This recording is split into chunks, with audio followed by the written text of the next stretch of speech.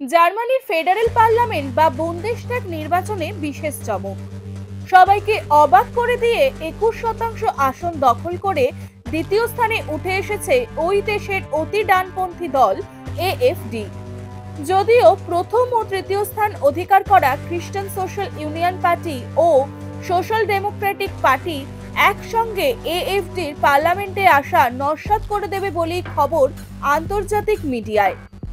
কিন্তু জার্মানির রাজনীতিতে অতি ডানপন্থী পার্টির এই রকেট গতির উত্থান চিন্তার ভাঁজ ফেলেছে ওই দেশের রাজনৈতিক মহলের একাংশের কপালে।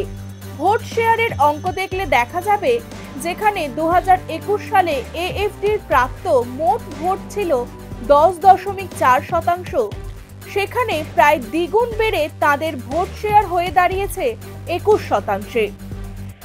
1990 সালে জার্মানির রিউনিফিকেশনের সময় পূর্ব জার্মানি ছিল কমিউনিস্ট শাসিত জার্মান ডেমোক্রেটিক রিপাবলিকের হাতে।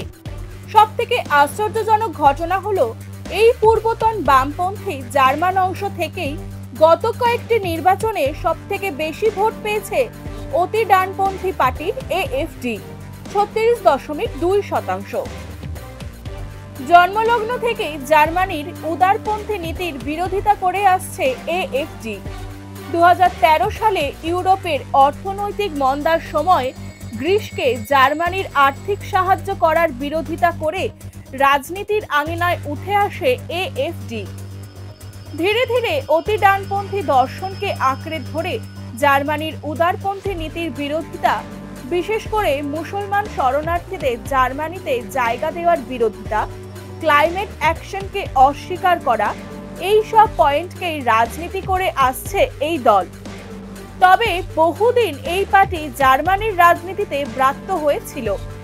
বর্তমানে এএফডি চাইছে জার্মানির কারেন্সি হিসেবে ইউরোর ব্যবহার বন্ধ করতে, ন্যাটো ছেড়ে বেরিয়ে এসে জার্মানিকে পারমাণবিক শক্তিধর দেশ হিসেবে গড়ে তোলা ও রাশিয়া ইউক্রেন যুদ্ধে ইউক্রেনকে আরও সাহায্য করাও এই দলের এজেন্ডা। এই ইস্যুগুলোকে সামনে রেখেই এবার ভোটে লড়েছে এএফডি। পূর্ব জার্মানিতে এএফডির বাড়বাড়ন্তের পিছনে অর্থনৈতিক কারণকেই দায়ী করছেন জার্মানির কিছু রাজনৈতিক বিশেষজ্ঞ। পূর্ব জার্মানির অর্থনৈতিক অবস্থা পশ্চিম জার্মানির মতো অতটা ভালো নয়। এমনকি পূর্ব জার্মানি থেকে চাকরির খোঁজে তরুণ প্রজন্ম প্রায়ই পাড়ি জমায় পশ্চিম জার্মানিতে, যার ফলে পূর্ব জার্মানিতে পড়ে থাকতে হচ্ছে বয়স্ক মানুষদের। ফলে ওই অঞ্চলে তরুণ ও প্রবীণ দুই সম্প্রদায়ই জার্মান সরকারের উপর বেশ ক্ষুব্ধ।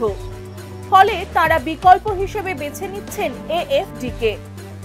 বহিরাগতরা এসে জার্মানির চাকরি ও জার্মানদের বঞ্চিত করছে, এই মর্মে এএফডি ক্যাম্পেইন চালাচ্ছে গত কয়েক দশক ধরেই।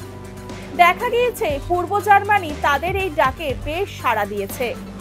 অন্যদিকে পশ্চিম জার্মানির মানুষজন এএফডি পার্টির এই ন্যারেটিভকে বিশেষ পাত্তা দিতে নারাজ। দ্বিতীয় বিশ্বযুদ্ধের পর থেকে পশ্চিম জার্মানির মানুষজন হিটলারপন্থী রাজনীতি থেকে নিজেদের যতটা সম্ভব দূরে সরিয়ে রাখতে চেয়েছেন, তাই অতি ডানপন্থী দর্শনকেই তাদের রাষ্ট্রীয় জীবনে তারা জায়গা দেননি।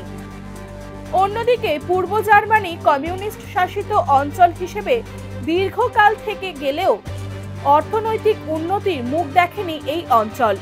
ফলে ডানপন্থী রাজনীতির দিকে ঝুঁকছে পূর্ব জার্মানির একদা কমিউনিস্ট শাসনে থাকা মানুষজন।